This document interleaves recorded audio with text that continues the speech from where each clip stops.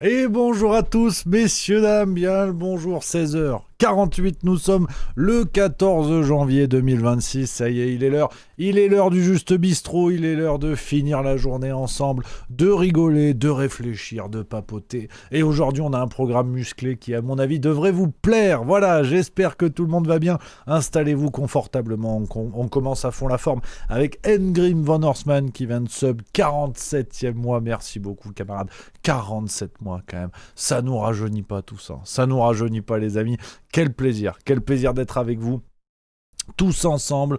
Et Claquins qui dit comment va notre Rémi national, et ben plein badin, voilà, plein badin, je vous le dis, là en ce moment je me lève à 5h du matin. Je fais, tu sais, les trucs, c'est Miracle Morning, ils disent. Il y a un bouquin qui existe, et je vous jure que c'est pas une connerie. Vous pouvez aller voir à la FNAC, c'est les trucs développement personnel, je sais pas quoi. Il y a un bouquin qui existe, voilà, c'est Miracle Morning. Et il t'explique, tu vois, offrez-vous un supplément de vie. Alors là, comme ça, tu te dis, le mec, il a la méthode pour plus jamais avoir d'hémorroïdes, je sais pas quoi, il a un truc incroyable. Et en fait, non, son bouquin, c'est 200 pages pour te dire, lève-toi gros sac. Donc se lever plus tôt pour avoir plus de temps le matin. Bon, alors le livre, tu t'en doutes, je l'ai pas lu parce que j'en ai rien à foutre, mais j'aime bien me lever tôt, et là en ce moment c'est 5h, avant je faisais 5h30, là c'est 5h, et le pire c'est que je suis même pas fatigué, je crois que je suis plus en forme. Alors on en reparle dans un mois quand j'aurai le teint livide et la gueule de Jean-Michel Blanquer, mais pour l'instant ça va, pour l'instant ça tient le cap et ça fait plaisir, voilà. Donc je vous le dis, plein badin, je suis en forme, j'espère que vous aussi, voilà, vous aussi ça va, que tout le monde est en forme. Est-ce que la rentrée a été bonne? Voilà, pour vous, dites-moi, parce que c'est vrai que souvent janvier c'est morose. Janvier, ça casse les pieds. Janvier, c'est l'équivalent de votre collègue de bureau. Elle s'appelle Sylviane. Elle est respo RH et elle a une vie pas ouf. Et c'est souvent celle que tu croises le lundi matin. Et tu sais, elle te raconte son week-end, mais t'en as rien à foutre parce qu'elle est allée voir le salon de la Charentaise tressée. Et c'est vrai que toi, ton rapport à la Charentaise, c'est que tu t'en bats les reins dans des dimensions industrielles. Et donc, Sylviane, t'as souvent envie de lui demander d'aller se faire cuire le cul. Et non, parce qu'elle te tient la jambe, elle te tient la jambe, elle te tient la jambe. Donc, le mois de janvier, c'est un peu pareil. Le mois de janvier, c'est une sorte de Sylviane qui nous tient la jambe jusqu'en février. Et ça pue du cul. On sort des fêtes, on était remplis de foie gras, on avait des œufs d'Olympe jusqu'au front, et là, janvier quoi. Il n'y a plus de chocolat, il n'y a plus Noël. Bon, tu me diras, dans les magasins, maintenant, ils ont quasiment installé Halloween, hein, ça tout va très vite, mais c'est vrai que janvier, on n'aime pas, mais on aime. Quand on est sur le Juste Bistrot, parce qu'on est ensemble, justement, et ça fait plaisir. Et Claquins qui dit, je me réveille à 5h pour le boulot depuis des années, aujourd'hui, j'ai un réveil naturel vers cette heure-là. Alors, effectivement, moi, j'ai la chance de me réveiller, pas pour le boulot. Je me lève parce que j'ai bien voulu, mais il y a des boulots rudes qui font se lever très tôt, voire dans la nuit. Donc évidemment, là, c'est un autre délire. Là, il n'y a pas de Miracle Morning. Il y a Miracle, faut aller bosser. Et là, c'est la vie. C'est comme ça. Donc, courage, voilà. Tous nos amis lève tôt, voilà, ou couche tard, ou couche tôt. Globalement, vous faites ce que vous voulez. Alors, je vois dans le chat, tout le monde parle de ça. Ce sera pour mieux m'engueuler que j'en parle tout le temps. Non, je rigole. Alors, évidemment, on a ce salopard de Morandini qui a définitivement été condamné. Je vois des messages, voilà, dans le chat, il y en a beaucoup. Il y a Bayard92 qui m'a dit ça. Il y a Vivi Lulu68. Il y a mon Hervéro, si je dis pas de conneries, que j'ai vu. Oui, c'est ça. Mon Hervéro qui dit Morandini définitivement condamné. Ça va mettre mon Rémi heureux. Ben, pas heureux, pas malheureux. Parce que je vous l'ai dit, c'est le nouveau Rémi qui est arrivé. Le Rémi apaisé, le Rémi demi-molle. Tu vois, on s'énerve pas pour rien. Et Morandini, bah évidemment, je vais pas vous dire que c'est une mauvaise nouvelle. En attendant, il faut quand même rappeler que la condamnation de base qui a été validée aujourd'hui en cassation, c'est 2 ans avec sursis et 20 000 € d'amende. C'est-à-dire que Morandini, officiellement, va faire moins de prison que Sarkozy. Pourtant, pour avoir demandé des photos de barreaux, ça aurait été un comble qu'il puisse y aller derrière. Eh ben non. Donc, si vous voulez, il n'y a pas de satisfaction là-dedans. J'essaie aujourd'hui d'être stoïque. Voilà, c'est mon Ludo Startup Now qui dit ça. Mon bonheur passe pas par la condamnation de Morandini. Mon métier, bah, j'en parle parce que c'est mon métier de vous en parler. Mais j'ai plus envie de m'emporter, de quitter la sagesse de Stocomanie. C'est pas Marc Aurèle, mais bon. Je vais pas m'en réjouir, il n'y a pas de motif de se réjouir d'une justice qui de toute façon est insuffisante face à cette saloperie qu'est Jean-Marc Morandini. Donc Oui, voilà, la Cour de cassation l'a définitivement condamné. Paraît-il qu'il va aller devant la Cour européenne des droits de l'homme. Alors s'il fait ça, mon prochain spectacle, je le consacre à cette affaire, je vous le dis tout de suite. Bon, si Morandini fait ça, mon prochain spectacle, ça s'appellera Germinal 2, tout sur les mineurs. Je vous le dis tout de suite, je prends le pari, si Morandini devant la Cour européenne des droits de l'homme, je vous jure que mon prochain spectacle, il est là-dessus. Donc voilà, non, il n'y a pas de raison de s'en réjouir, il n'y a pas de raison de s'en énerver, chacun a son point de vue. Maintenant, ce qui me désole un peu d'avance, c'est qu'il y a de fortes chances que CNews le maintienne à l'antenne. Et au fond, vous savez, je m'en suis un peu fait une raison. On en a beaucoup parlé dans le Juste Bistrot, et vous avez été beaucoup à me dire que j'en parlais trop du sujet Morandini. Et je pense, au fond, que vous aviez raison. J'en ai fait, pas une croisade, parce que tu es mon influence, bon, ça se saurait. Si j'avais de l'influence sur cette affaire, ça se saurait. J'en ai beaucoup parlé. Mais en fait, ça change rien. En fait, on se rend compte aujourd'hui que... je suis très blanc, excusez-moi. Je baisse un peu les lumières parce que comme chantait Rihanna, Shine bright like a diamond, qui veut dire remets-moi un rouge Robert. Alors, qu'est-ce que je vous disais ? Oui, Morandini, je suis même pas certain en fait que CNews mette fin à son contrat. Je l'espère parce que je veux dire, rappelons que Éric Zemmour s'est fait dégager de CNews après sa condamnation pour incitation à la haine. Morandini est toujours... d'ailleurs, et Zemmour n'avait pas été condamné encore en dernière instance. Il a été viré avant de faire appel, si je dis pas de conneries, Zemmour. Donc voilà, Morandini, ça m'étonnerait même pas qu'il reste à l'antenne et que CNews nous explique que c'est encore la faute des juges de gauche, que c'est une cabale judiciaire. Ils trouveront toutes les bonnes raisons du monde. Aujourd'hui, franchement, je m'en suis fait une raison. Je vais pas passer mes journées, ce que j'ai fait par erreur, à vous dire Morandini, c'est scandaleux, c'est scandaleux, c'est scandaleux. Ceux qui ont envie de trouver que c'est scandaleux, il y a toutes les raisons du monde pour. Ceux qui n'ont pas envie, ils le trouvent pas, il n'y a pas de souci, quoi. Je veux dire, à un moment donné, j'ai pensé que ça dépendait de moi, que je pouvais avoir une toute petite influence là-dessus. Qu'est-ce que vous voulez que je vous dise ? Il y a plein de gens que ça choque pas. Bon, voilà, c'est comme ça, c'est la vie. Nous, chez Juste Milieu, vous connaissez mon point de vue. Il y en a plein d'ailleurs qui sont pas d'accord. Hein. Attention, c'est pas le principe, c'est pas que j'ai raison. Hein. Mais à un moment donné, voilà, on en est là. La normalisation de la pédocriminalité passe par le couple Macron, la présence de Morandini à l'antenne, et à n'en pas douter, il y aura d'autres histoires un jour ou l'autre. Donc, et qui seront normalisées parce que l'idéologie dominante fera qu'on l'acceptera. Donc voilà, aujourd'hui je préfère qu'on soit lucide à se fendre la gueule et regarder ça, vous savez, à la manière de Diogène. On fait un peu de philo là, on commence sur la philo. Merci à la prostate de Brigitte qui vient de sub 5e mois. Par contre vos pseudos changeront jamais, c'est toujours du miel. Diogène, vous savez, qu'en philosophie, vous avez un courant, donc en philosophie antique, qui s'appelle le cynisme. C'est quand on dit quelqu'un est cynique. Alors, au départ, le courant cynique en philosophie, c'est pas vraiment ce qu'on imagine. Tu sais, quand quelqu'un dit Philippe, il est cynique. Tu dis pourquoi il roule en Renault cynique ? Non, parce qu'il est cynique. Tu sais, c'est quelqu'un qui rit de choses graves, qui ironise sur des choses très graves, tu vois, qui va ironiser de la mort, de la maladie, trucs comme ça, qui s'en fout un peu des barrières de correction, on va dire, des barrières de bienséance. Tu vois, le mec qui te fait des vannes sur ton arrière-grand-père qui est décédé, tu dis cynique ta mère. Non, toujours pas, c'est cynique le courant philosophique. Et donc cynique au départ, ça vient de l'ami Diogène. Et la racine étymologique de cynique, c'est chien. Parce qu'en fait, Diogène, et je vous dis pas des conneries, attention, hein, on est dans une émission sérieuse. Diogène, il vivait dans un tonneau. Alors non, ça n'est pas l'ex de Roselyne Bachelot. Il vivait véritablement dans un tonneau. Il avait fait une sorte de vœu de pauvreté et il voulait vivre. La légende raconte qu'il vivait dans un tonneau, mais surtout, il se comportait un peu comme un chien errant. C'est-à-dire qu'il vivait à moitié à poil, il mangeait ce qu'il trouvait, il était souvent bourré. Des chiens bourrés, j'en ai pas eu beaucoup. Peut-être Jean-Louis Borloo, non, je ne sais pas. Mais bon. Et cynique, ça vient de ça vient de chien, cyno, tu vois, la brigade cinéphile. C'est ça, c'est la même racine chez la police qu'il y a des chiens. Voilà, et Diogène, il voulait vivre comme ça, c'était son truc, donc cynique, ça vient de ça.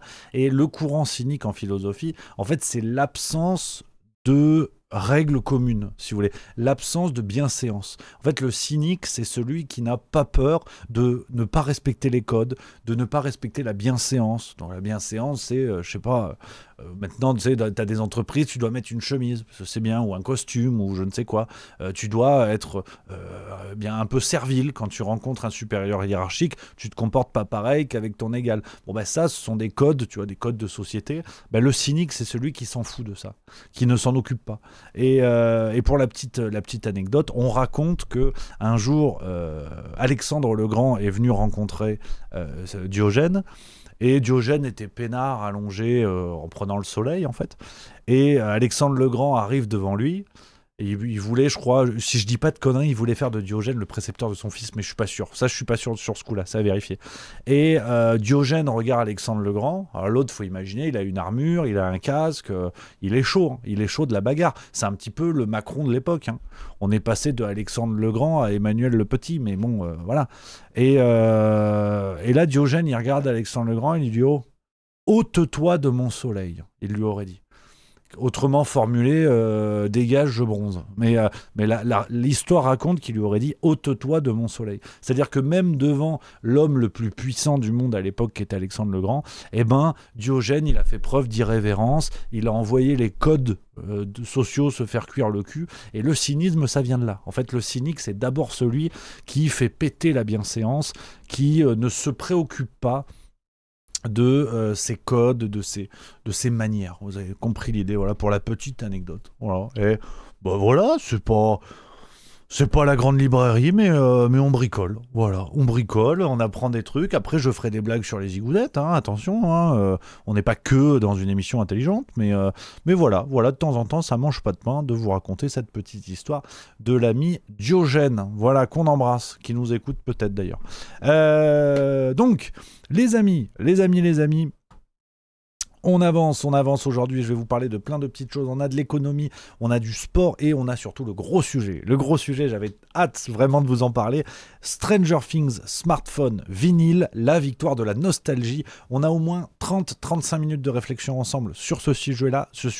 On va parler de la série Stranger Things, mais pas que, vous inquiétez pas. C'est surtout la question de la nostalgie qu'on va creuser à travers la science, la psychologie, la philo, et puis à travers l'humour. C'est aussi le genre de la maison. Donc on a un joli programme. Et on commence. On commence d'abord avec une petite fenêtre sport. Et on va aller au Japon. Parce qu'on en a parlé il y a quelques jours. Quand je vous ai révélé mon amour pour les fléchettes, on a parlé du sport des sumo. Parce qu'on disait, voilà, finalement, qu'est-ce qui qualifie une pratique sportive ? Est-ce que c'est le rapport au corps ? Est-ce que c'est la performance ? Donc je vous renvoie vers l'émission de lundi. Et on avait parlé des sumo en disant, mais regardez, les sumo, ce sont des gens qui font du sport tous les jours, mais qui sont quand même gaulés comme Gérard Larcher. Et au Japon, actuellement, donc dans le monde des sumotori, parce que sumo, ça désigne la pratique, j'ai appris. Sumotori, c'est celui qui pratique le sumo. Bref. Au Japon, c'est un véritable tremblement de terre qui est en train de se produire. C'est que pour la première fois, me semble-t-il, un sumotori non japonais, voire non asiatique, a remporté un championnat d'ampleur, et ce monsieur est d'origine ukrainienne. Je vous ai trouvé une petite vidéo du Parisien qui parle de ça. C'est une petite révolution au Japon.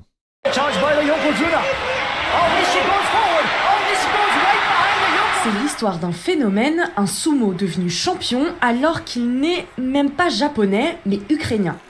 Danilo Yavushishin Aonishiki Arata, de son nom japonais, a été sacré vainqueur du grand tournoi de sumo de Kyushu ce 23 novembre. Du haut de ses 1m80 et 140 kg, Danilo est un peu en dessous de la moyenne des sumo professionnels au Japon, tant par la taille que par le poids. Rien qui ne l'ait empêché de devenir la nouvelle star de ce sport ancestral à seulement 21 ans, avec une parade de victoire digne d'un roi.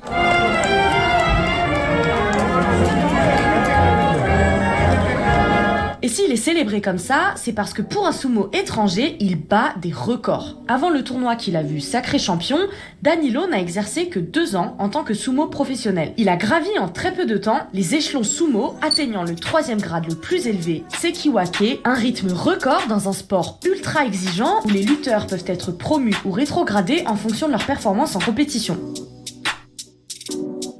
Voilà, donc une information qui me plaît bien, parce que ça parle de sport, on voyage, et puis surtout on voyage auprès au contact d'une tradition au Japon, aussi de la culture japonaise, donc d'une discipline sportive, mais aussi d'une véritable tradition culturelle. Alors, bon, je viens de voir, j'ai la notification sur TikTok, apparemment, on va prendre un ban pour nudité.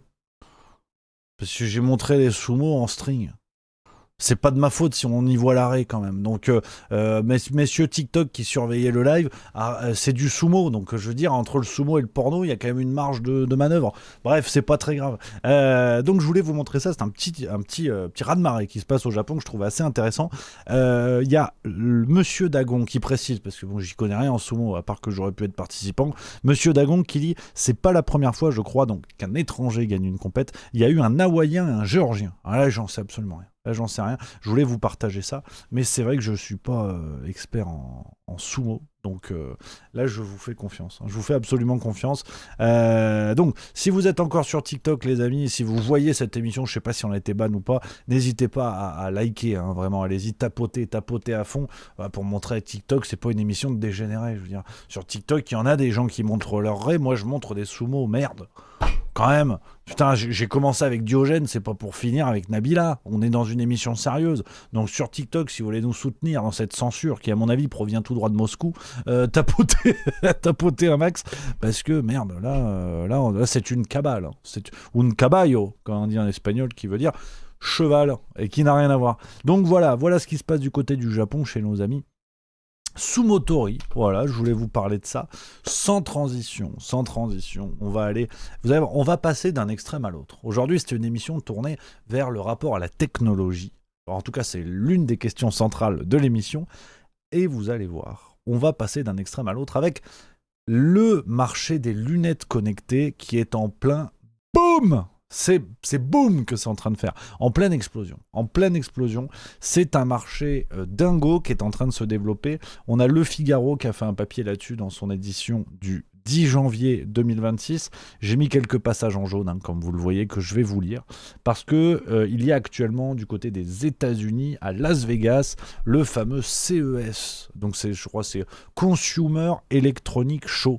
Donc toutes les inventions électroniques qu'on va vous mettre dans les mains d'ici la semaine prochaine, elles sont présentées au CES. C'est un peu la mecque de la technologie, où il y a toutes les grandes marques qui déboulent et qui présentent leurs nouvelles inventions. Donc le chiotte connecté au téléphone de ta femme, les godemichés pour moineaux, le frigo qui te dit que t'es trop gros, enfin toutes les conneries connectées, c'est au CES. Donc c'est en ce moment, ce qui retient l'attention des visiteurs du Consumer Electronic Show, merci à Seka pour le sub 30e mois, merci beaucoup, eh bien ce sont les lunettes connectées. Alors, qu'est-ce qu'on entend par lunettes connectées ? Je vais vous montrer une vidéo qui en parle avec un petit peu plus de détails, une vidéo d'une chaîne YouTube. Alors comme d'habitude, quand je montre un contenu d'une chaîne YouTube, je vous invite à vous abonner, c'est important. La chaîne s'appelle Alex Refram. Voilà, je connaissais pas trop. Il a comparé des lunettes connectées. Vous allez voir un peu le délire, comment ça marche. C'est surtout pour ça, hein, pour présenter le concept du truc. Alex Refram, ou Reframe, je sais pas comment on dit, mais on l'embrasse Alex. Il va nous présenter ça. Regardez, les lunettes connectées, ça ressemble à ça.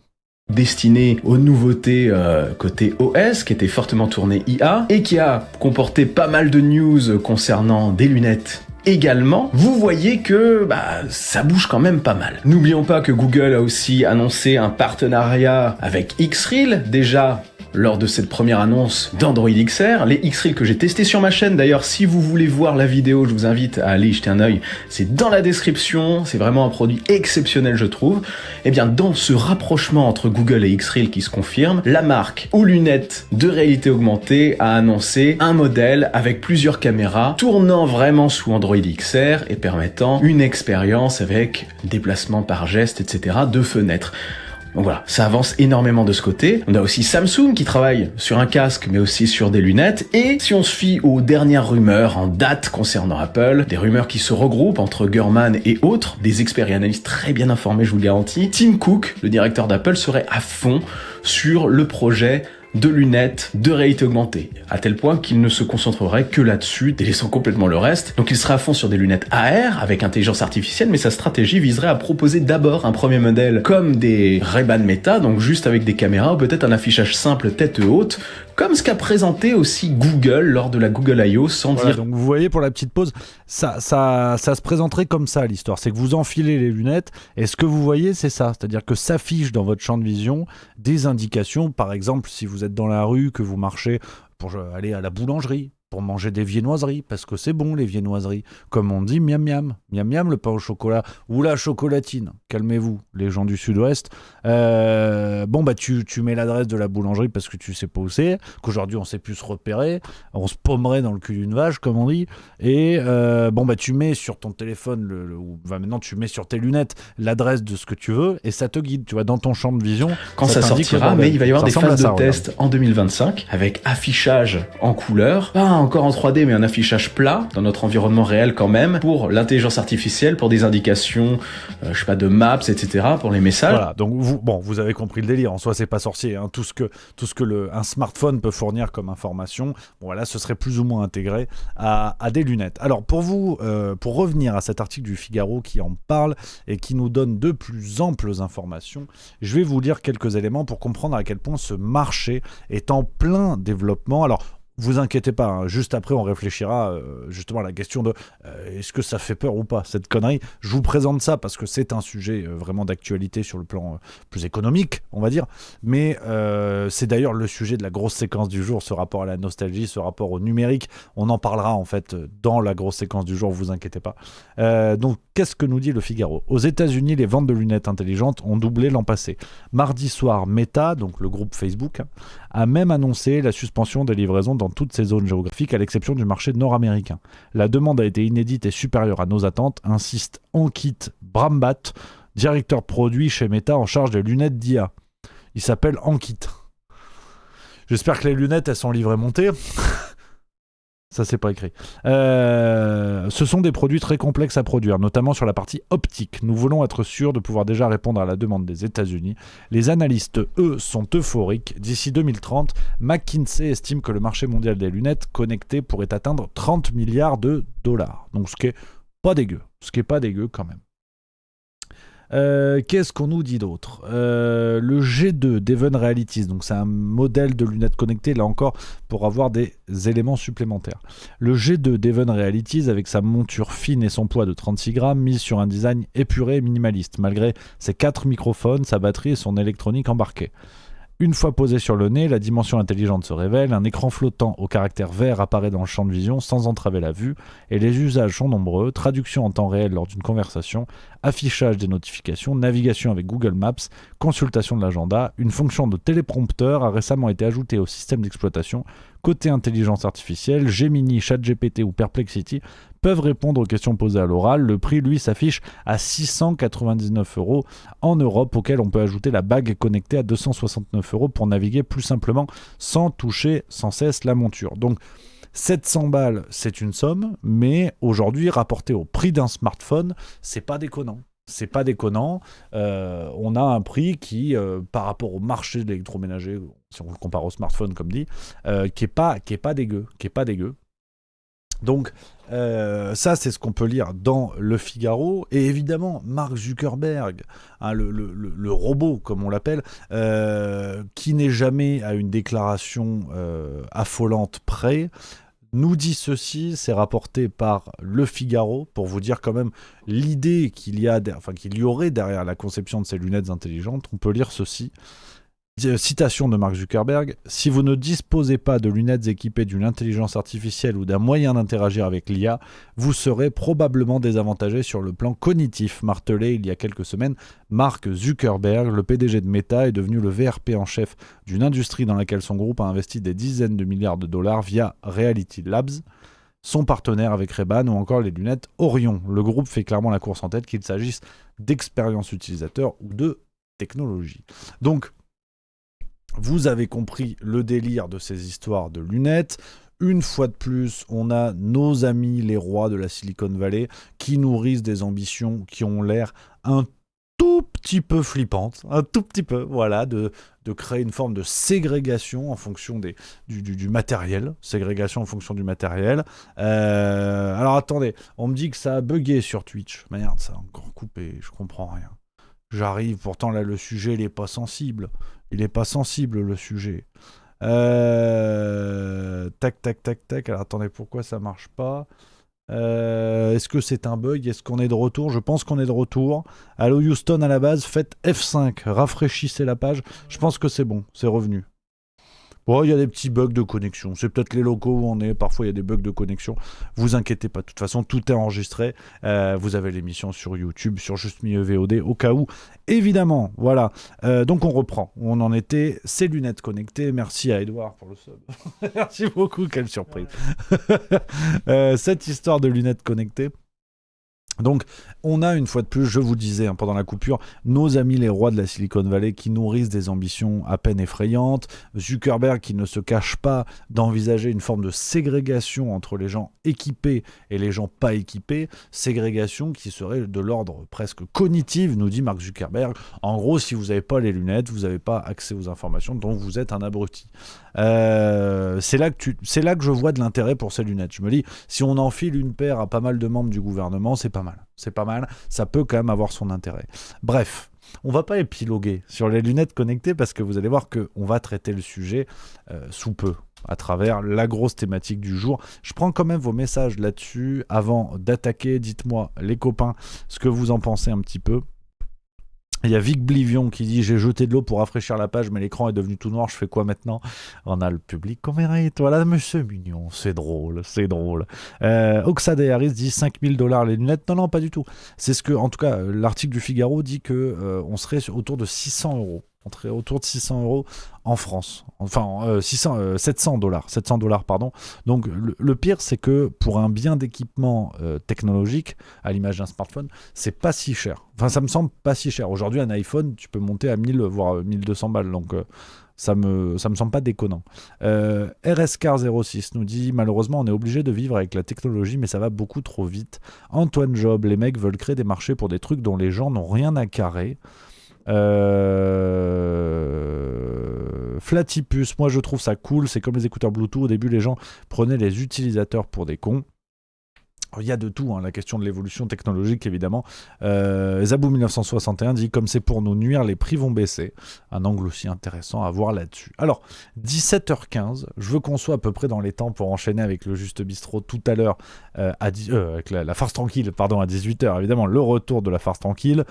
On va aller sur le gros thème. Le gros thème du jour que je voulais vous proposer, la grosse thématique, Stranger Things smartphone vinyle, la victoire de la nostalgie. Alors évidemment, je ne parle pas de la station de radio. On va aujourd'hui questionner la notion de nostalgie à travers la série Stranger Things et pas que. Donc, on a un gros sujet, un gros morceau. Alors, je le dis tout de suite en préambule, si vous regardez en direct cette séquence ou si vous regardez le replay sur YouTube et que vous ne connaissez pas Stranger Things ou que, comme on disait en grec ancien, vous n'en avez à peu près rien à foutre, ne vous inquiétez pas. Stranger Things, c'est une notion culturelle qu'on va évoquer aujourd'hui, mais il n'y a aucune obligation de voir la série. Je vais vous dire pourquoi moi j'aime bien et je vais vous dire pourquoi ça risque de vous intéresser, parce que je trouve que c'est une série qui a un fond et qui n'hésite pas à évoquer des notions comme MK Ultra. Donc ça vaut quand même le détour, laissez-vous guider même si vous ne connaissez pas ou que ça ne vous intéresse pas de prime abord, laissez-moi vous prouver que ça peut vous intéresser, mais ce sera le point de départ parce qu'après on va parler de beaucoup d'autres choses, la question de la nostalgie, le phénomène des kidultes, on ira voir sur le terrain de la science, de la psychologie et de la philo, bref, un voyage riche qui nous attend et qui, comme je vous l'ai dit, commence avec Stranger Things. Alors qu'est-ce que c'est que cette histoire de Stranger Things qui en anglais veut dire chose étrange ou autre traduction possible, ça veut dire Aurore Berger. Stranger Things est une série apparue sur Netflix, bon, ça vous connaissez. Netflix, plateforme de streaming et plein de séries. Qui déboule en juillet 2016. C'est signé des frères Matt et Ross Duffer, qu'on salue et qu'on embrasse. Je vais vous montrer un petit bout de la bande-annonce, vous allez tout de suite comprendre le délire.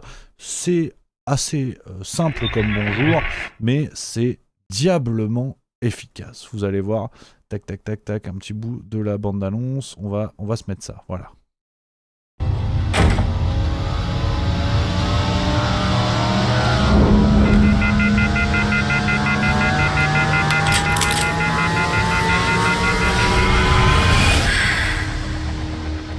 Dans 99% des cas, quand un enfant disparaît, on le retrouve chez un des membres de sa famille. Et tu en fais quoi de l'autre pourcent? Quoi? Tu viens de dire 99% des cas. Et le pourcent restant alors, il devient quoi? Voilà, donc vous comprenez à peu près le délire. Je peux pas mettre trop d'images parce qu'évidemment je n'ai pas les droits de Netflix pour diffuser ça. On est sur la première saison, c'est la bande-annonce de la première saison, et Stranger Things nous plonge dans les années 80 du côté de Hawkins, qui est une ville fictive qui n'existe pas et qui est située dans l'Indiana. Et nous allons suivre les aventures d'une bande de gamins qui ont à peine 10 ans, Mike, Dustin, Lucas et leur collègue Will Byers. Alors lui, il a pas de bol parce qu'il va avoir des soucis avec des créatures un peu étranges. Donc comme des macronistes mais avec des sales gueules. Bon, comme des macronistes. Il va avoir des problèmes avec des créatures qui sont pas franchement de notre monde. Je vous en dis pas plus. Vous inquiétez pas, ceux qui sont en train de regarder Stranger Things, qui n'ont pas vu la dernière saison ou quoi, qui sont en plein visionnage, je vais pas spoiler, parce que c'est pas tant le sujet, ce qui m'intéresse c'est plutôt le fond de la série. Donc je vais pas vous en dire trop, vous inquiétez pas. C'est vraiment pour une analyse plus de fond sur la série et ce que ça veut dire de notre époque. Donc pas de panique à bord, le fun et la vitesse d'abord. Donc on se plonge avec nos copains, cette bande de gamins. L'un de leurs collègues disparaît et puis à peu près dans le même temps, ils vont rencontrer une autre gamine de leur âge qu'ils vont surnommer Eleven, qui veut dire 11, si vous avez arrêté en CM2. Et c'est une sorte de Mimimati en plus jeune, si vous voulez. Elle a un peu des pouvoirs où tu te dis, putain... Alors elle claque pas des doigts, mais elle peut déplacer des trucs, tu vois. Bon, voilà, j'en dirai pas plus. Donc, vous avez compris le contexte. Très clairement... toute l'histoire se déroule sur fond de références pop. On est dans les années 80, on est dans l'esprit d'un film comme Les Goonies, comme Une histoire sans fin, tout ça sur fond de Donjons et Dragons, donc le jeu de rôle auquel jouent les personnages de la série. On a de la musique de Kate Bush, de Metallica dans la saison 3. On découvre les premiers malls aux États-Unis, donc c'est-à-dire les gros centres commerciaux aux États-Unis.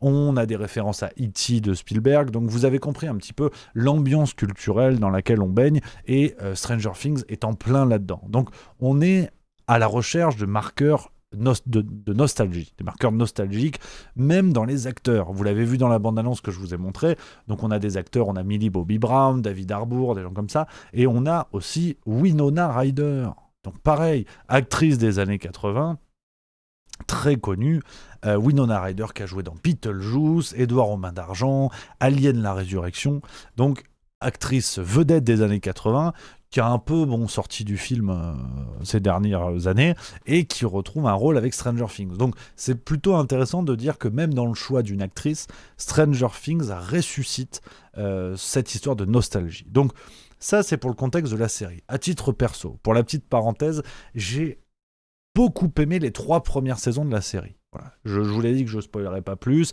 J'ai beaucoup aimé parce qu'il y a des marqueurs qui me parlent pas mal, même si j'ai pas connu les années 80. Moi, je suis né en 94.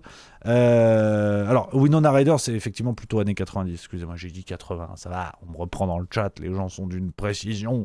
Bande de Julien Pain. Entre 1500 et 1990. Donc, j'aime beaucoup Stranger Things parce qu'il y a un délire qui rapproche des bouquins de Stephen King, notamment ça, donc l'histoire avec le clown maléfique, qui n'est pas la biographie d'Emmanuel Macron évidemment. On a cette ambiance-là, on suit une ambiance de gosses qui vont en fait être mis face à de l'adversité, face à des défis extraordinaires, parce que c'est une série de science-fiction, vous allez vite comprendre pourquoi en le regardant, ou si vous l'avez déjà vu évidemment. Donc cette ambiance me parle, et ce qui me plaît beaucoup dans Stranger Things, c'est qu'il y a des théories du complot parfaitement assumées. Et moi je suis un peu coquin sur ça. Je ne suis pas complotiste. Écoutez, je vois pas ce qui peut permettre de le dire.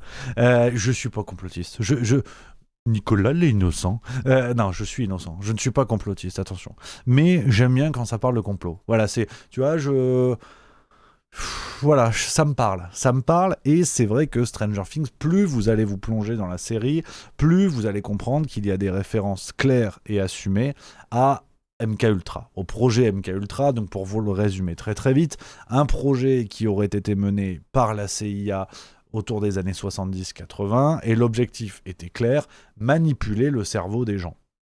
Les Américains avaient eu plusieurs mésaventures, ils suspectaient les Soviétiques d'être en avance sur cette recherche liée à la manipulation et la compréhension du cerveau, et surtout il y a eu une histoire pendant la guerre de Corée, dans les années 70, où 3 militaires américains ont été capturés par les Coréens, et après leur libération, ces soldats américains sont revenus chez eux et les autorités militaires se sont rendus compte qu'on leur avait, comme on dit, lavé le cerveau et que ces 3 militaires américains, les fameux Marines, n'étaient plus du tout des Marines et que c'était devenu des anti-américains, anti-impérialistes, tout ce que vous voulez. On leur avait littéralement lavé le cerveau. Donc les Américains se sont rendus compte qu'ils étaient en retard sur tout ça. Et le projet MKUltra naît de cette manière-là. Alors, le projet MKUltra, attention, est un projet parmi d'autres. Parce qu'on peut parler aussi du projet Artichoke, des choses comme ça. C'est vraiment un ensemble de projets qui auraient été menés en secret par la CIA sans que le gouvernement ne soit au courant. Et c'est un sujet très large, très vaste, passionnant, évidemment.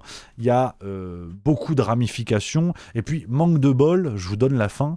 Manque de bol, c'est devenu une théorie du complot parce qu'on n'a pas les dossiers. Alors qu'on sait que la branche de la CIA qui gérait ça, sous l'égide d'un certain Sidney Gottlieb, qui était un taré, je veux dire, à côté, Emmanuel Macron, c'est Saint François d'Assise. Tout évidemment, on savait que Sidney Gottlieb pilotait le projet MKUltra, effectivement. Plutôt début années 60, pilotait le projet MKUltra. Ils avaient eu des complicités avec des universités, notamment à Montréal par exemple, des hôpitaux où toutes les expérimentations étaient menées sur des cobayes et certains à leur insu. Donc il y avait des prostituées, il y avait des clochards, il y avait des mineurs et on testait sur eux des drogues, des techniques de manipulation du cerveau, enfin des choses mais à peine croyables. Et c'est vrai que ça a été considéré comme théorie du complot parce qu'on n'a pas les preuves, on n'a pas les documents, parce que manque de bol. Et là, c'est pas de bol. Et là, c'est vraiment pas de bol. Quand le projet MKUltra a commencé à être révélé dans un grand journal américain, et si je dis pas de conneries, c'était déjà... Attendez, je veux pas vous dire de bêtises parce que je crois que c'est lui. C'était déjà... Tac. Non, j'allais dire des conneries. J'allais dire que tout ça avait été révélé notamment par le journaliste d'investigation américain Simon Hersh, mais il me semble pas. Donc je veux pas vous dire de conneries. Je vais retirer ce propos, je suis pas certain. Mais c'est pas très grave.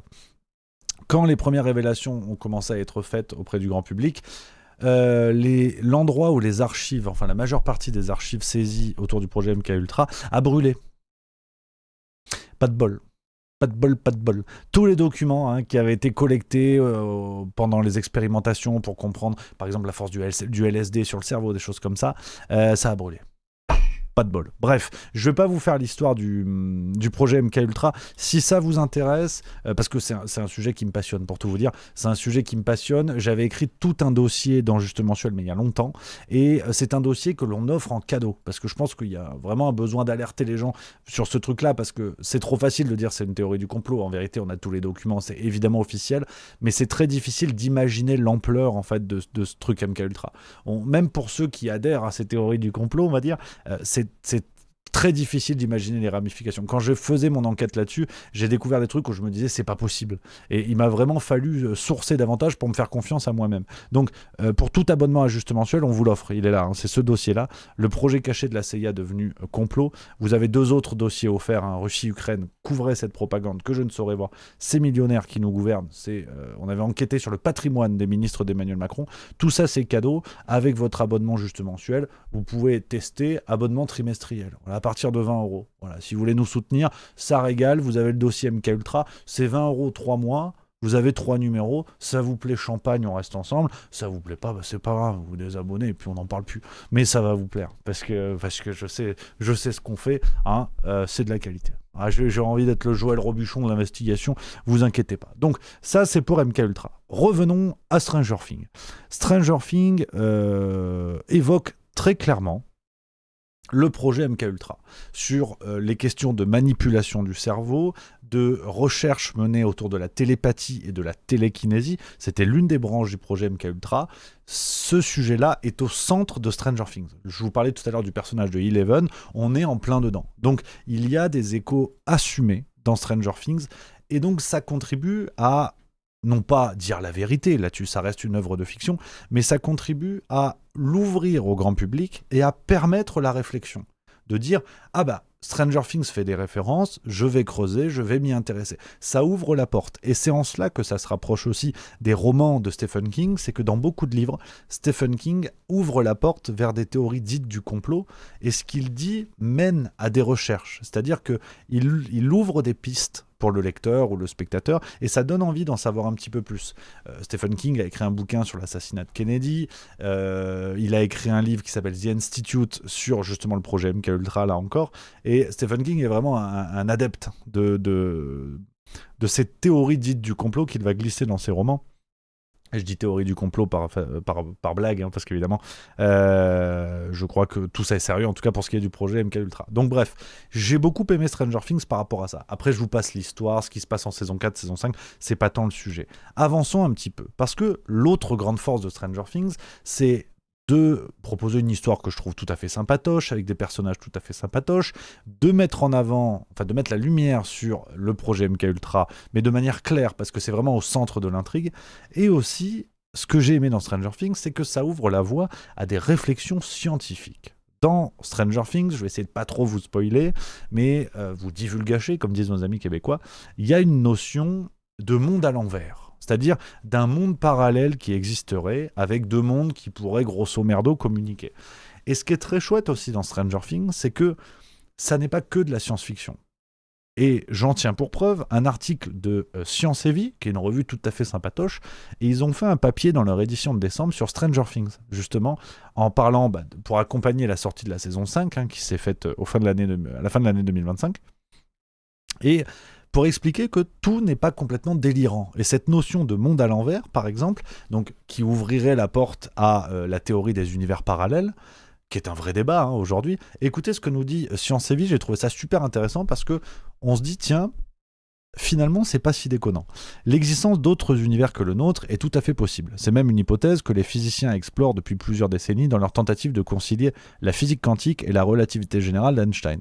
En ajoutant des dimensions supplémentaires aux équations connues, ils constatent qu'elles rendent le cadre théorique plus cohérent, explique Michael Sarrazin de l'université Marie et Louis Pasteur de Besançon. Parmi les nombreux physiciens ayant théorisé l'existence d'univers parallèles, l'un d'eux, Hugh Everett, est d'ailleurs évoqué dans Stranger Things par le personnage de Scott Clark, le personnage de science de nos jeunes héros. Selon Everett, il existerait une multitude de mondes alternatifs avec des versions différentes de nous-mêmes qui feraient à chaque instant des choix différents. Si Stranger Things suit l'hypothèse d'Everett, le monde à l'envers aurait donc été par le passé identique à notre monde avant de prendre une direction différente comme un fleuve qui se subdiviserait sans cesse, poursuit Michael Sarrazin. Quoique séduisante, cette théorie n'est plus très en vogue chez les physiciens, contrairement au modèle d'univers Branner. Selon ceci, explique le chercheur, notre univers visible serait une brane qui évoluerait au sein d'un hyperspace appelé Bulk.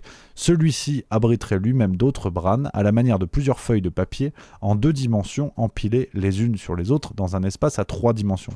Suivant cette analogie, nous serions ainsi comme les personnages d'une bande dessinée, évoluant sur une page sans avoir conscience des pages situées au-dessus ou en dessous. Et le monde à l'envers ne serait finalement qu'une brane parmi d'autres, certaines pourraient être plus terrifiantes encore. Donc, je vous lis ça parce que c'est ce que je trouve toujours intéressant dans une œuvre de fiction, c'est d'identifier les portes qu'elle nous ouvre. De se dire, on est curieux, on regarde un film, une série, on lit un livre, et de se dire, tiens, j'aime pas, c'est une chose, j'apprécie l'œuvre que j'ai devant les yeux, c'est une chose, mais évidemment, ça me pousse vers quoi ? Ça me pousse à comprendre quoi, ou essayer de comprendre quoi. Et Stranger Things nous pousse à ça, parce que on n'est pas dans la science-fiction à la Star Wars, où tu te dis, normalement, Tatooine, si tout va bien, Flixbus, ils sont pas prêts d'y aller demain, parce que Tatooine, jusqu'à preuve du contraire, ça n'existe pas, Tatooine. Alors que les univers parallèles, c'est un vrai débat scientifique. Et on peut regarder Stranger Things en étant curieux et en se disant, tiens, finalement, est-ce que ça existe ? Et si ça existait ? Donc, bref, voilà pourquoi j'aime Stranger Things, mais il y a plein d'autres raisons, et c'est pas tant le sujet. On continue parce que cette série, c'est aussi et surtout un succès mondial. Des records extraordinaires. Ils ont tout pété. Vous avez cet article de BFM TV du 29 décembre 2025 qui nous donne quelques chiffres pour vous faire une idée du succès de Stranger Things depuis sa création en 2016. Je vous lis plusieurs épisodes finaux des saisons de Stranger Things se sont hissés année après année dans le top 10 des programmes les plus vus sur la plateforme Netflix, écrasant coup sur coup les records de visionnage. Elle est devenue en 2017 et 2018 la série la plus regardée en streaming dans le monde. C'est pas mal. La série la plus vue dans le monde, c'est pas dégueu. On a eu un phénomène assez rigolo aussi. Dans une scène de la série, une scène de la saison 4, vous avez, alors je peux vous mettre un petit extrait pour vous faire, non, parce que ça peut spoiler ceux qui regarderaient. Donc il y a eu une musique de Kate Bush qui s'appelle Running Up That Hill. Alors Kate Bush qui n'a rien à voir avec George Bush, ni avec Robert Hue d'ailleurs. Elle s'appelle Kate Bush, qui est une chanteuse des années 80. Cette chanson Running Up That Hill que vous connaissez peut-être. Pour vous dire le succès de Stranger Things, il y a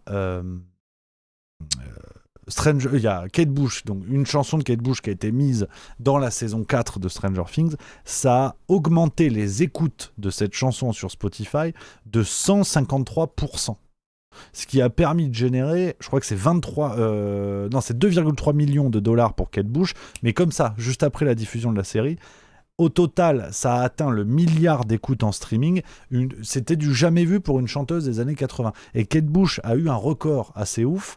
C'est que son album, duquel est issue la chanson Running Up That Hill, il a le record de la présence au sommet du top 50 la plus éloignée.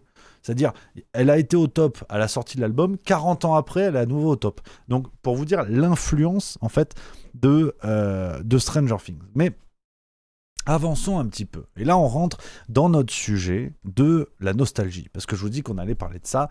Et c'est d'ailleurs surtout de ça dont je veux vous parler. Parce que l'une des autres causes du succès de Stranger Things, et vous allez voir que c'est aussi con qu'intéressant, c'est que ça nous plonge dans un monde sans smartphone. Parce qu'on est dans les années 80. Donc tu as compris l'idée, smartphone pour l'instant ça n'existe pas. Et aujourd'hui, c'est une vraie question presque anthropologique de se dire que la première génération d'humains sur toute cette terre à ne pas connaître un monde sans smartphone est née. L'iPhone est arrivé en 2006, donc tous les humains nés après 2006, après l'arrivée de l'iPhone, n'ont pas connu un monde sans smartphone. Donc pour eux, c'est une évidence. Pour eux, c'est comme moi je suis né en 94, bon bah tu vois, je sais pas, le four à micro-ondes. Four à micro-ondes, je suis né, ça existait. Donc ça peut paraître un peu bébête de dire ça, mais c'est fondamental. Regardez aujourd'hui l'impact du smartphone sur nos relations.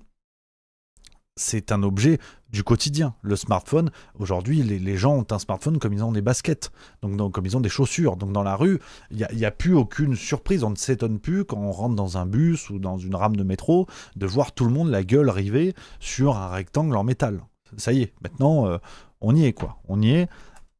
Et Stranger Things, en tout cas c'est une théorie moi qui me plaît plutôt bien, doit aussi son succès à ce phénomène-là. C'est-à-dire que aujourd'hui, on a des jeunes qui se sont pris de passion pour Stranger Things et qui ont pu observer pour la première fois, en tout cas pas pour la première fois, non, qui ont pu observer de manière approfondie en suivant la série, un monde sans smartphone, avec des échanges entre humains sans smartphone. Et donc les jeunes héros de la série vont se promener tranquillement, ils font du vélo, ils vont dans la nature, tout ce que vous voulez. Alors, il y a encore des jeunes qui font ça aujourd'hui, mais il n'y a pas de smartphone. Donc c'est vraiment une rupture assez forte entre le monde que ces jeunes nés après 2006 connaissent et le monde qu'ils voient dans Stranger Things. Donc il y a une forme de nostalgie d'un monde qu'ils n'ont pas connu, même pour du coup ceux qui sont nés avant 2006 en regardant Stranger Things, on peut avoir une nostalgie des années 80. J'y viendrai là-dessus sur cette question des deux types de nostalgie.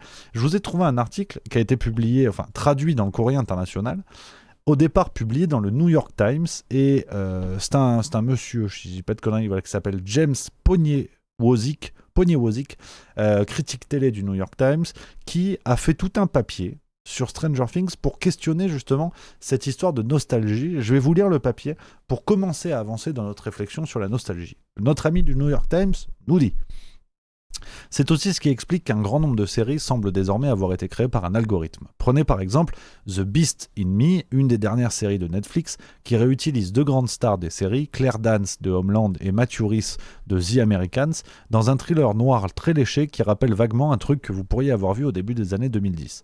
Faire du neuf avec du vieux, en l'absorbant et en le régurgitant, est aussi la signature de l'IA générative, ce qui explique sans doute le talent de l'IA pour créer des œuvres d'une nostalgie aussi saisissante que parfaite. Sur Instagram et TikTok, des comptes comme Maximal Nostalgia nous abreuvent d'images au réalisme inquiétant de la vie, complètement fantasmées dans les années 80 et 90.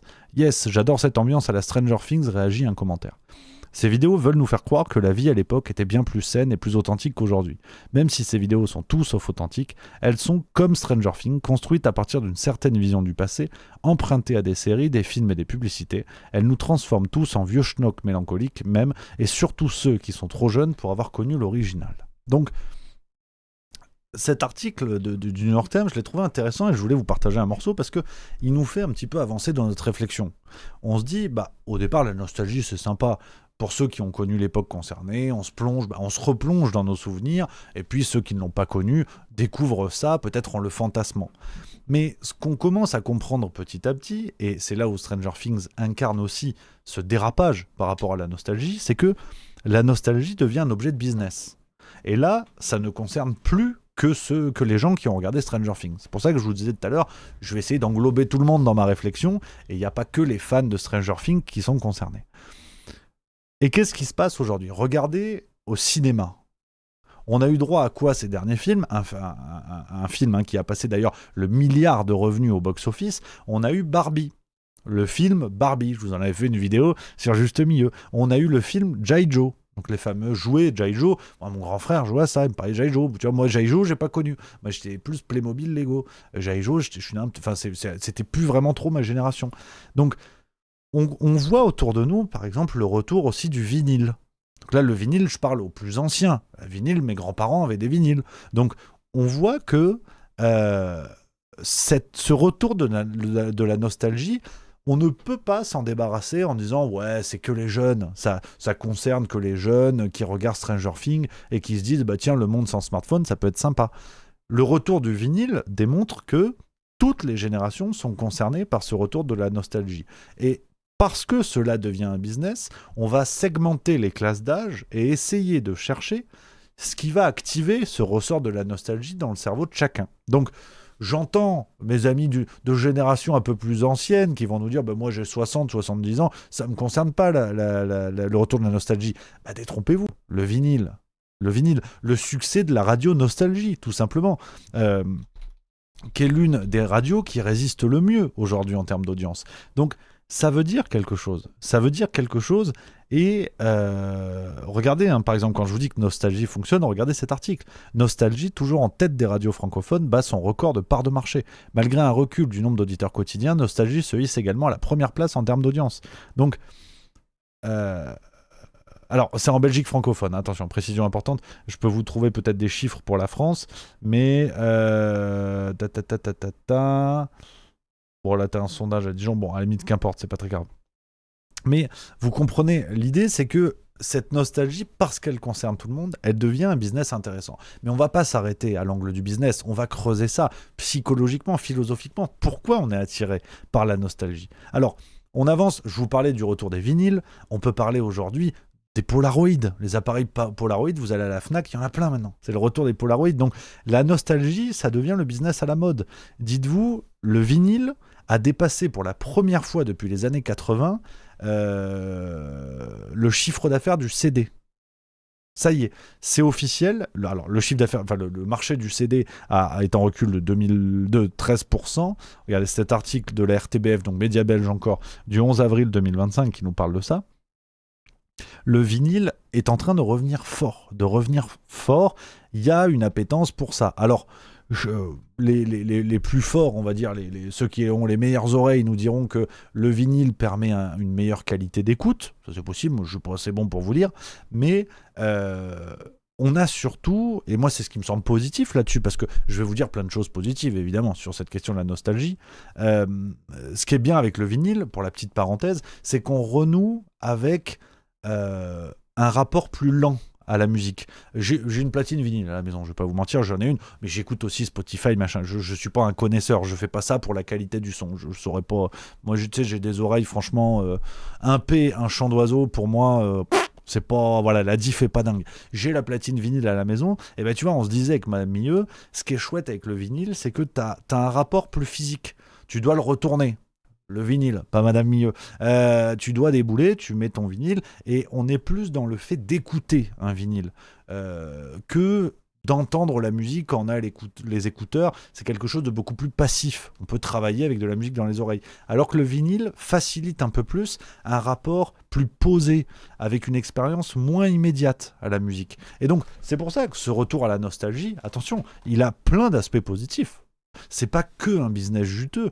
Le fait, par exemple, cette tendance aujourd'hui de gens qui veulent abandonner les smartphones, retrouver une expérience apaisée au quotidien, ne plus avoir les yeux rivés sur un écran et ne plus voir ce qui se passe. Presque jusqu'à en oublier qu'il y a le ciel, qu'il y a les oiseaux, qu'il y a les arbres, qu'il y a les trottoirs pour pas se péter la gueule. Donc, il y a du positif là-dedans, évidemment. On va scruter petit à petit tout ça. Donc, pour rester sur l'aspect purement business, avant d'avancer vers le côté psycho, philo et autres, pour rester sur le côté business, pour vous dire un autre phénomène qui est lié au retour de la nostalgie, c'est l'explosion du marché des jouets pour adultes. Alors, je vous vois venir, ceux qui ont l'esprit dans le slip, je vous parle pas des extincteurs qu'on se range dans le fiac. Les jouets pour adultes, comme les Lego, par exemple. Le marché des jouets pour adultes est en pleine explosion. Regardez cet article du Monde du 13 décembre 2025, donc il y a vraiment pas longtemps, qui nous dit « Les adultes propulsent les ventes du marché du jouet confrontés à la baisse de la natalité.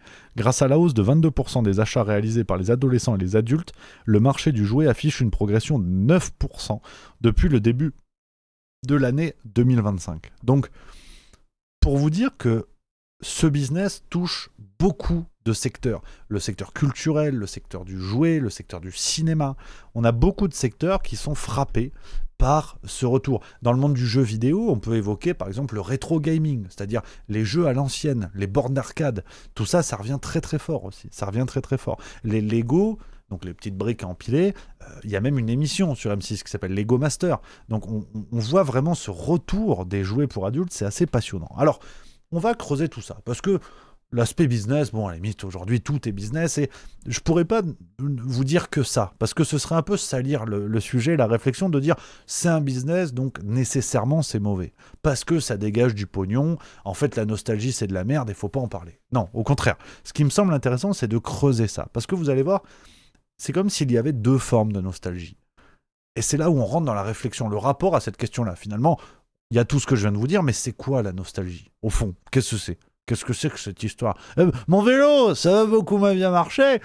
Je sais pas pourquoi partir en Bourville. Sûrement par nostalgie, justement. Donc, pourquoi la nostalgie est devenue tendance ? Au-delà d'être exploitée sur le plan financier, pourquoi elle est toujours là, cette nostalgie ? Pourquoi on a toujours besoin de regarder derrière et de retrouver des choses qui nous rassurent ? L'aspect positif, et je vous le disais parce qu'il y en a plein, c'est évidemment la tendresse pour des références passées. Moi, quand j'étais petit, j'adorais Toy Story. Ah, Toy Story, c'était mon truc. J'avais la housse de couette Toy Story. Je peux te dire que quand maman échangeait les draps une fois tous les 15 ans, parce que j'étais un cochon, que j'avais ma housse de couette Toy Story, j'étais le roi du pétrole, putain. Ah, Woody, Buzz, la bergère. La bergère, oh là là, celle-ci, hein. Pas que déroulé que de la laine, mais voilà, Toy Story, j'adore, putain, Toy Story 1, c'était génial. Bon, là, ils vont sortir Toy Story 5 en 2026, il paraît. Eh bien, je pense que je vais aller le voir. J'ai 31 baloches aujourd'hui, je pense que je vais aller le voir, parce que j'ai cette tendresse pour une référence passée. Chacun a sa petite nostalgie. N'hésitez pas à vous repenser, en écoutant cette vidéo, à repenser à ce qui vous plaît. Quand vous voyez certains films, certains dessins animés, certains jouets, certaines musiques qui reviennent, et tout de suite ça évoque chez vous ce souvenir d'enfance, souvenir d'adolescence, et ben on est là-dedans, on est en plein dans la nostalgie. Donc évidemment que c'est positif. Pour les nouvelles générations, on parlait tout à l'heure dans Stranger Things, pour les jeunes qui sont nés après 2006, le fait de voir un monde sans smartphone, bah ça peut être positif, si ça peut derrière créer une sorte de, peut-être pas de choc, mais de réflexion, de dire putain, mais en fait il a l'air bien ce monde, quoi. Il a l'air bien ce monde où les gens se parlent en se regardant dans les yeux, où les gens se parlent sans avoir une oreillette dans l'oreille, évidemment. Bon, après, ils la mettent où ils veulent, mais pour entendre la musique, quand même plus pratique dans l'oreille. Il a l'air bien, ce monde. Et c'est un vrai phénomène. On en parlera dans quelques instants. Au Japon, par exemple, vous avez le phénomène du Showa rétro qui parle de ça. Toute une génération de Japonais actuellement, enfin beaucoup d'adultes, qui commencent et de jeunes adultes, qui commencent à fantasmer en fait ce monde sans smartphone, de revenir à un vrai contact, à une vraie humanité, à des vrais échanges. Donc, ça aussi, c'est positif. Le fait parfois de regarder derrière en disant mais qu'est-ce qu'on a laissé en route, quoi. Est-ce que c'est enviable tout ce qu'on a aujourd'hui? Le smartphone, on parlait des lunettes connectées, tu veux rencontrer quelqu'un, tu vas sur Tinder, tu veux commander à manger, tu vas sur Uber Eats, alors que tu pourrais aller à la brasserie du coin et finalement le serveur il est sympa et tu sympathises à la tienne, à la mienne. Ces expériences-là sont en train de disparaître, mais ça peut créer un intérêt, un choc de regarder derrière en disant mais ça a existé. Donc on peut le perpétuer. D'ailleurs, pour le petit mot, comme ça vous allez faire le malin dimanche au poulet rôti chez votre belle-mère, vous pourrez dire que chez les générations qui par exemple n'ont pas connu un monde sans smartphone, le fait de fantasmer une époque que vous n'avez pas connue, ça s'appelle l'anémoïa. A-N-E-M-O-I-A.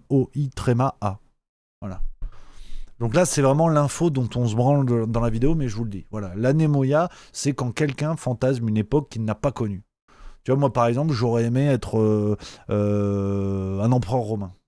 Voilà. Rémus Romulus. Moi, j'aurais été Rémus. Alors, t'étais une louve, la flemme. Mais, bon, bah voilà, j'ai pas connu l'Empire romain. Donc, je suis dans l'anémoïa ou quoi? Bon, voilà. Alors, ça, c'était pour le pendant positif. On pourrait le développer parce qu'il y a plein de choses positives et que regarder derrière, ben parfois c'est bien. Oui, on a le droit de dire c'était mieux avant. On a le droit de dire que le progrès n'est pas nécessairement porteur de positif et que le futur n'est pas qu'un horizon enchanté et que parfois ce qu'on avait, ben c'était bien. Et on aurait pu s'en contenter et on peut même s'en contenter à nouveau en le retrouvant. Le pendant négatif, et on peut surtout penser au marché des jouets en disant ça, des jouets pour adultes, c'est que bah là, on se retrouve face à une figure moderne, très moderne, l'adulte qui ne veut pas grandir. Et ça, c'est vrai qu'à titre perso, c'est un truc qui me fait mal au fiac, les trottinettes. Les trottinettes dans toutes les villes, partout, où tu vois Norbert, 48 ans, père de famille. Bon, il a des problèmes au pieu avec Bénédicte, c'est pas tant le sujet. Il a des responsabilités d'adulte. Il y a la MAF qui n'a pas été payée sur la dernière facture depuis 3 mois parce que Norbert, c'est un tir au flanc. Qu'est-ce que tu veux que je te dise? Il sait pas faire cuire des panzani, Norbert. Bon, bah, il est cadre dans le marketing. Bon, ça fait 10 ans, il se fait chier, il peut pas supporter son supérieur parce que voilà, c'est un con, il est enfermé et Norbert, il peut pas, voilà, il se fait chier dans son boulot, il se fait chier, il est en plein brown-out, comme disent les Américains ou les connards. Donc, il en peut plus, Norbert, il en a plein le cul. Il est dans ce monde d'adulte avec la pesanteur des problèmes d'adulte. Et le matin, il va au travail comment? Alors qu'il habite dans la banlieue de Lille, il y va comment? En trottinette. Trottinette. Ça, c'est insupportable. Je vous le dis, je suis pas méchant, vous me connaissez. Parce que j'ai pas les moyens physiques d'être méchant. Vous me connaissez, je suis un gentil. Mais alors les gens qui font de la trottinette, oh là là, sur les trottoirs, mais je vous pisse au cul. Je déteste la trottinette. Déjà, je trouve que c'est dangereux sur les trottoirs. Même sur la route, j'ai peur pour vous. Parce qu'il n'y en a pas beaucoup qui ont des casques. Ça me rend dingue. Et le symbole de l'adulte sur une trottinette, je trouve qu'on est typiquement face à cet adulte qui ne veut pas grandir, qui veut rester dans le monde de l'enfance.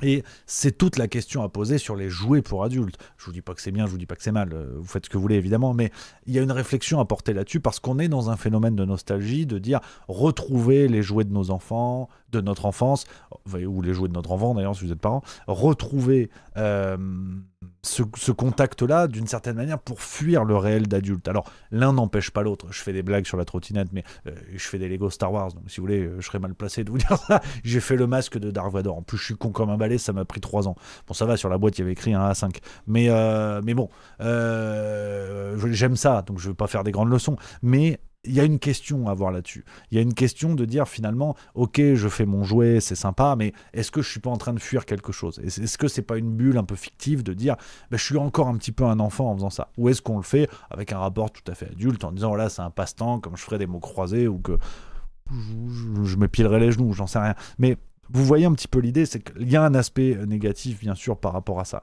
Je trouve que le symbole de la trottinette le renforce.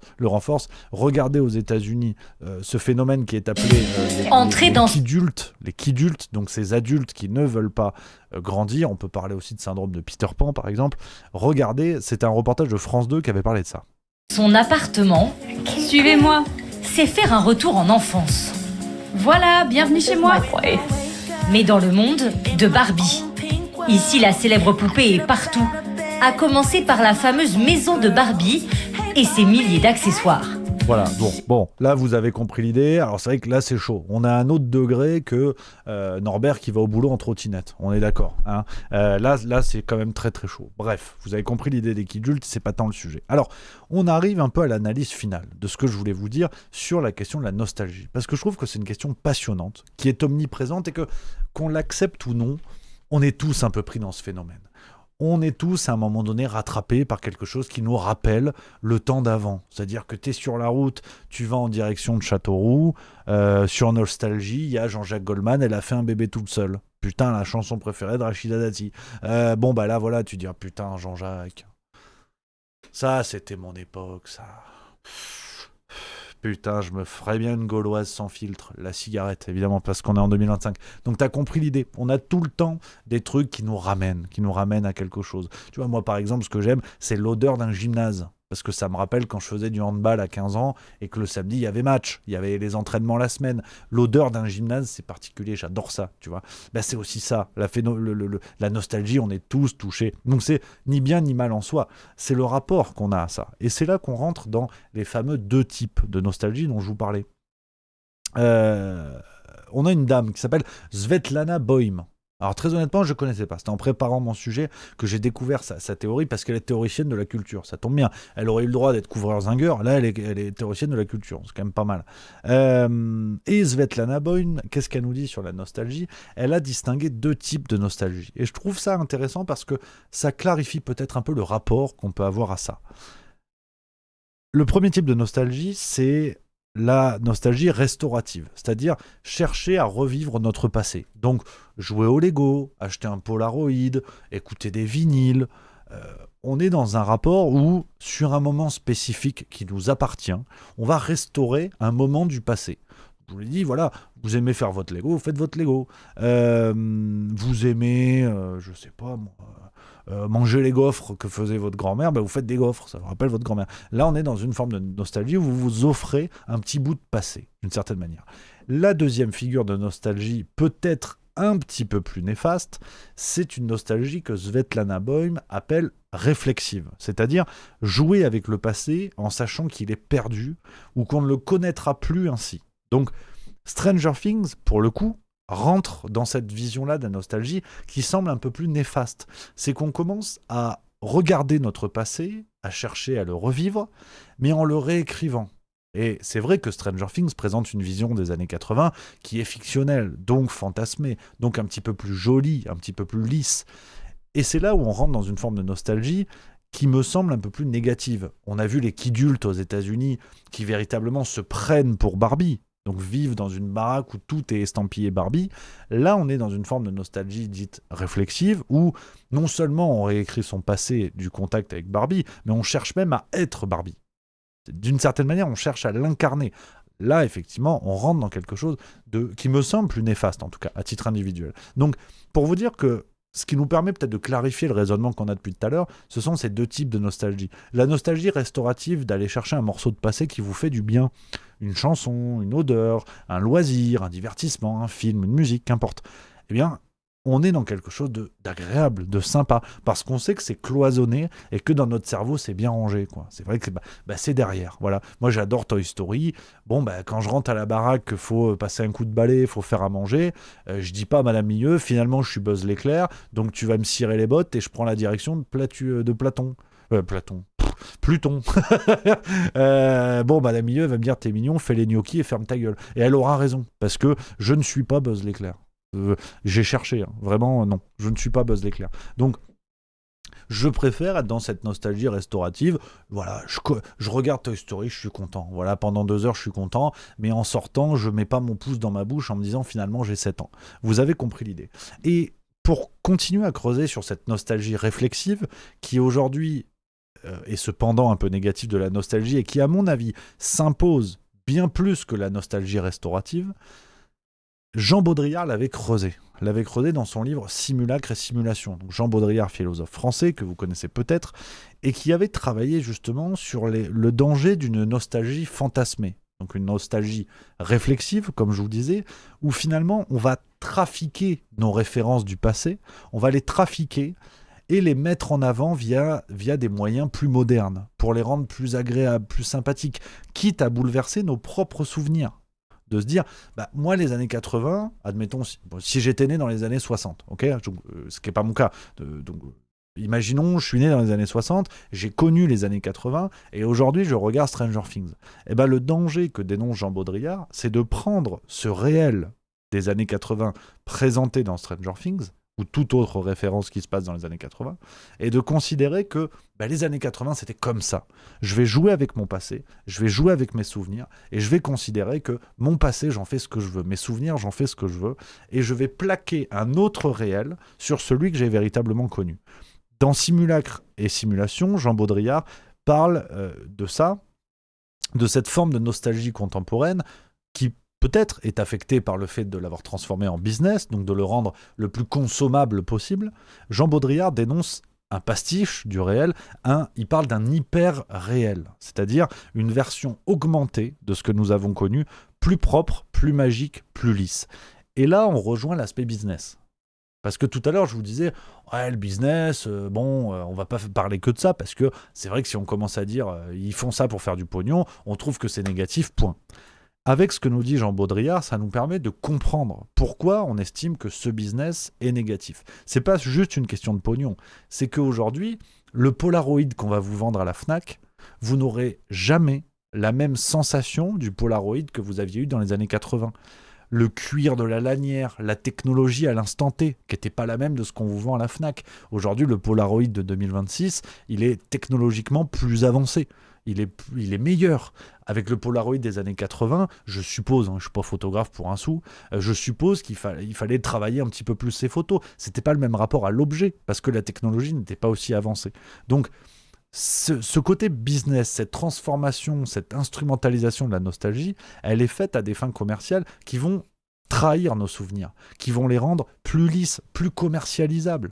Évidemment. Et c'est en cela que la nostalgie, qui devient un business et qui n'offre pas aux gens juste un moment à eux pour se replonger dans leur passé, mais cette nostalgie qui offre aux gens une illusion de leur propre passé, là on rentre dans quelque chose de dangereux. Et donc, pour finir là-dessus les amis, je voulais dire que sur la question de la nostalgie, qui est centrale parce qu'on est tous pris là-dedans, je vous l'ai dit, moi c'est l'odeur d'un gymnase, la tarte au maroilles de mon père, par exemple, des choses comme ça. On a tous ces souvenirs. Quand on y pense, on en a tous plein.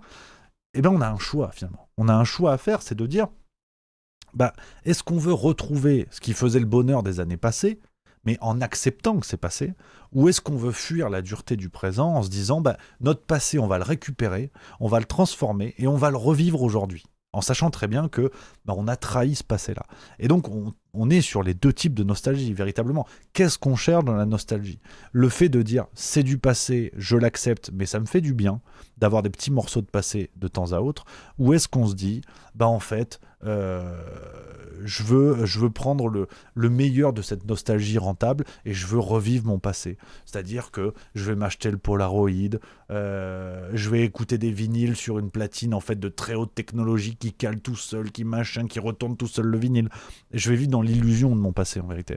Donc, je voulais vous parler de ça avec le point de départ de Stranger Things parce que je trouve que ça questionne ça. L'une des raisons du succès de Stranger Things, c'est le rapport à la nostalgie que l'on va trouver de plus en plus dans plein d'œuvres.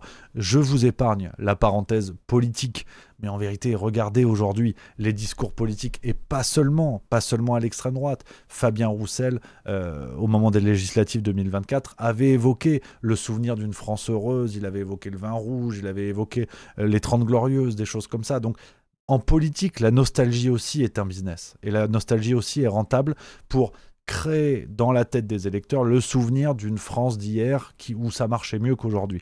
Regardez ces discours-là et vous allez voir, la nostalgie est aussi un business politique, mais je vous l'épargne parce que j'ai pas envie de parler tout le temps politique et c'est un petit peu le sujet du jour. Donc, J'espère que ça vous a plu. Ces réflexions, les amis, et dites-moi en commentaire, vous, quel est votre souvenir ? Voilà, votre nostalgie à vous, que chacun me dise, puisse me dire un petit truc. Je vous l'ai dit, moi je vous en ai dit quelques-unes. N'hésitez pas à me dire, voilà, dans les commentaires. Peut-être certains d'entre vous auront les mêmes. Et ça va créer des liens, ça va créer des contacts. Donc voilà ce que je pouvais vous dire sur la question de la nostalgie. 18h02, on est quasiment dans les clous. Je prends vos messages dans le chat, les amis, et puis après je vous libère. On part sur la farce tranquille, évidemment. Dites-moi si ça vous a plu, cette séquence. Voilà, on change, hein, évidemment, on se fait plaisir, on réfléchit, on va dans plein de choses. Dites-moi si vous avez trouvé ça intéressant ou pas, hein, vraiment vous gênez pas, je vous l'ai dit, j'ai envie de changer un peu, d'aller vers d'autres thématiques, mais si ça marchait pas là, vous me le dites, il n'y a pas de problème. Il y a plein de commentaires, en tout cas c'est chouette. Il y a Camille Micrep 33 qui dit non, perso, j'aime me souvenir que quelque chose déclenche un souvenir réactif, ça fait du bien, tout simplement, ni peur de l'avenir, ni vouloir le revivre. Le rat libre dit ça n'a plus aucun intérêt, à une époque où il fallait une semaine pour développer une pellicule et que ça coûtait un bras. Le Polaroid était incroyable, aujourd'hui où les smartphones te permettent de mitrailler et d'avoir les photos instantanément et gratuitement. Où est l'intérêt ? Le rapport au produit ne peut pas être le même. News 2000, il y a de la nostalgie car l'époque actuelle est pourrie, c'est tout. Quand tu vis une belle époque, tu ne regardes pas derrière toi, tu vis simplement l'instant présent. Oh, je te trouve peut-être un petit peu défaitiste. L'époque est pourrie, attends, il y a d'autres mondes où je t'assure que c'est pire. Il y a d'autres possibilités du réel où c'est encore pire. On se débrouille, c'est pas brillant mais on se débrouille. Blue Octopus 0608 qui dit perso, j'ai demandé un lecteur cassette vraiment pour me souvenir de certains moments de mon enfance et c'est étrange parce que ces moments ne sont pas réellement palpables dans mon esprit, c'est plutôt le souvenir d'une émotion et je ne sais pas pourquoi mais les cassettes me les rappellent, c'est vraiment très agréable. Intéressant ton message Blue Octopus 0608. Twitch qui dit l'attrait du passé c'est surtout quand on est dans une époque où le futur ne propose rien d'exaltant pour cultiver la stagnation et la régression. Dimcop, j'ai été tellement nostalgique que j'ai commencé la collection des cartes Panini de Stranger Things. C'est vrai, ça existe. Sans déconner, ils ont fait ça. Je savais même pas. On a quoi d'autre 974 Papang qui dit oui merci, du coup j'irai voir cette série. Vraiment les 3 premières saisons je les ai trouvées super. Après saison 4, saison 5 ça devient un peu plus bavard. Maintenant, voilà, j'en dis pas plus pour pas gâcher le plaisir à ceux qui sont dedans ou qui vont attaquer. Romano5962 qui dit entendre le vrai générique des aventures de Tintin, pas le truc remasterisé, c'est vrai que ça niveau nostalgie. Anarchy08, ah oui, la nostalgie politique, l'époque où la gauche s'intéressait au prolo et la droite pensait l'intérêt national. Antoine Job dit Rémi, t'as parlé de il faut grandir, tu entends quoi par là ? Ça veut dire quoi grandir ? Je crois que c'était quand j'étais dans les trottinettes, j'ai dit avec un petit peu de légèreté, mais il me semble pas, parce que pour le coup est-ce que j'ai dit ça, c'est possible ? Est-ce que j'ai dit il faut grandir dans mon raisonnement ou dans les vannes sur la trottinette ? Parce que c'était pas l'idée de la séquence, tu l'auras deviné. C'est pas cette question-là. La question de la nostalgie n'a pas de rapport avec le fait de vivre ses souvenirs de l'enfant. Je l'ai dit, faire des Legos, j'en fais moi-même, donc il me semble pas avoir dit ça, mais redis-moi si jamais, à quel moment. Rick Stasi, en tant que fan de mode, j'aime toutes les bonnes idées de chaque décennie et je les mélange sur moi. Monsieur Dagon, nostalgie du Brady à Paris qui diffusait des films d'horreur Z en double programme avec la salle pleine de cloches qui daubaient. Ravnos32, mon ami fait de la photo argentique, développe en labo, crée ses pellicules, mais comme ça redevient à la mode, les tarifs ont explosé. C'est vrai, un petit peu comme les vinyles. Hein. Je sais plus quel artiste avait eu des problèmes, mais une chanteuse internationale qui voulait sortir son nouvel album en vinyle, et il y a eu des galères pour faire presser les vinyles, justement. Il y avait eu des histoires comme ça, je sais plus, à l'occasion, il faudra qu'on en reparle. Éclat 15, ma nostalgie à moi, c'est regarder les malheurs de Sophie dans le grenier de la maison de mes grands-parents, même si c'est aujourd'hui quelque chose d'impossible à revivre. Il y a des belles choses, hein, c'est chouette, hein, c'est chouette les amis. Romano 5962, il s'agirait de grandir, référence à OSS 117 évidemment. On a quoi d'autre Papang 89, bonjour et bonne année, mes 2 enfants 15 et 18 ans sont fans de Stranger Things, ils possèdent vinyl Walkman et des musiques des années 80, mais c'est marrant, tu vois, voilà, on a le témoignage de Papang 89 qui nous dit bah voilà, on est là-dedans. C'est rigolo comme quoi, voilà. On a des exemples, c'est très très chouette. Donc voilà les amis, ce que je pouvais vous dire pour aujourd'hui. 18h06, on va enchaîner si vous le souhaitez, voilà, on continue tous ensemble, direction la farce tranquille, l'épisode vient de sortir à 18h. Je compte sur vous si vous avez envie de le regarder, La de sauce. le partager à droite à gauche. Je vous mets le lien dans le chat bien sûr. Et puis sinon, c'est disponible sur la chaîne YouTube de Juste Milieu. Et puis on va... Oui, le quiz, je vous en ai parlé hier, vous le savez, lien en description pour le quiz. Toujours la tournée Zinzin, Montélimar, la date se rapproche, Montélimar, et puis on est sur les dernières dates de l'année, surtout les amis, dernière occasion de se retrouver pour le spectacle Zinzin, on verra pour la suite, mais voilà, vous avez un lien également en description pour toute la tournée et les dates, Montélimar 24 janvier 2026, puis Bruxelles 7 février, Châteauroux le 13, Metz le 28, on va continuer à faire la fête toute l'année et puis on verra ce qui se passe après. Voilà les amis, je vous embrasse, merci d'avoir été là, passez une excellente soirée, une fois de plus profitez, voilà, faites des choses que vous aimez bien, quitte à vous remettre dans la nostalgie, c'était le thème de la journée, et puis demain on se retrouve plein badin, et demain on parlera de, que je vous dise pas de bêtises, qu'est-ce que j'ai noté, demain on verra, j'en sais rien, voilà, on verra bien, voilà les amis, merci, excellente soirée, à demain, vive la rigolade, et vive la France.